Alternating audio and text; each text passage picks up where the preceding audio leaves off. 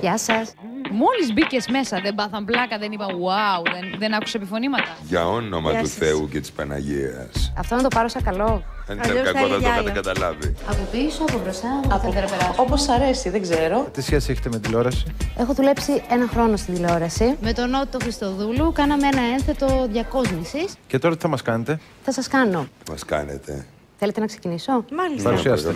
Φίλες και φίλοι, γεια σας και πάλι μαζί με νέα από όλο τον κόσμο. Ξέρετε τι κάνουν όλοι οι stars? Κάτσε να τα θυμηθώ, μην τα χάσω. Εντάξει, αν τα χάσω εδώ δεν πειράζει βέβαια, μην τα χάσω κάτω. Brad Pitt, George Clooney, ο George, Kylie Minogue, Madonna.